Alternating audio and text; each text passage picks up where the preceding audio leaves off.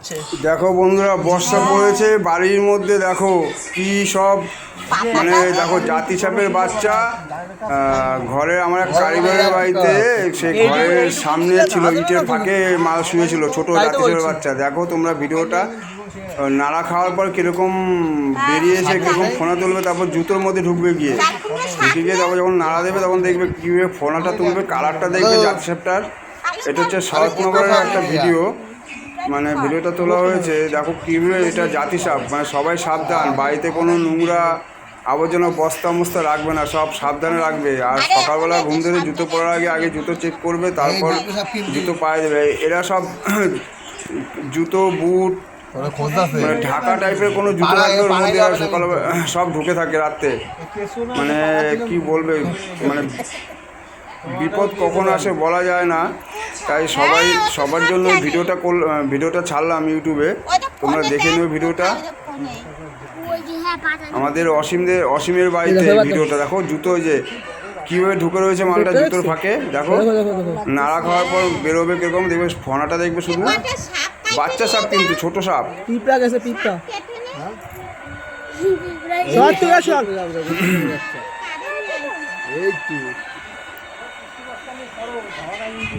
আর speed কি মালটার, বিশাল speed. কালারটা দেখেছো কিরম কালার? এগুলোকে বলে খইয়া জাতি না কি বলে না, বাংলাদেশের লোকেরা বলতো খইয়া জাতি। এগুলো হচ্ছে জাতি সাপ, এগুলো ধাওয়ায় কামড়ায়। এগুলি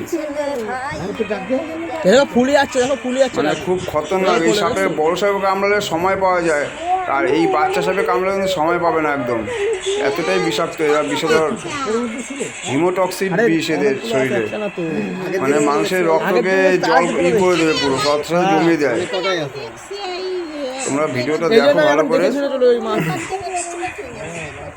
আমি প্রথমে দেখছি ওদের ওই পেছনটা বা এই যে কলা গাছের ওখানে, আর ওটা এই মাত্র দেখো এখনো বেরোয়নি, মালটা বেরোবে। তোর পুরো ভিডিও 3 মিনিট 3.5 মিনিটের ভিডিও, তোমরা দেখো।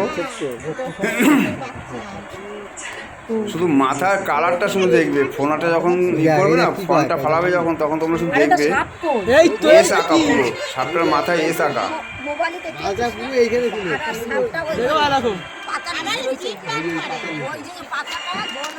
এটা সিঁড়ি দিয়ে ওঠার ফাঁকে যে ইটগুলি থাকে না, সেই ইটের ফাঁকে সাপটা। কারো বোঝা, এখন জুতো পরতে গেলে সামনে থাকলে ছবল দিয়ে দেবে।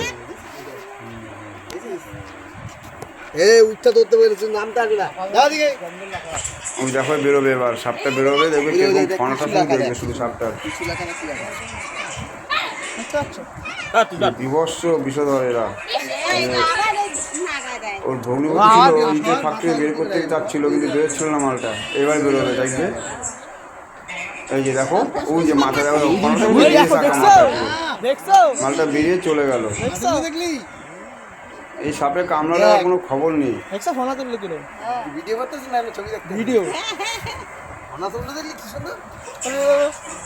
বললো অনেক বাচ্চা ফুটেছে ওদের ওখানে, কারণ আশেপাশে অনেকের মাটির ঘর রয়েছে তো। আর এই সাপের বাচ্চা ডিম ফোটে তোমার মাটির ঘরে, ওদেরই মাটির ঘর রয়েছে, হয়তো ওদেরই বাড়িতে হলেও হতে পারে, বলা যায় না।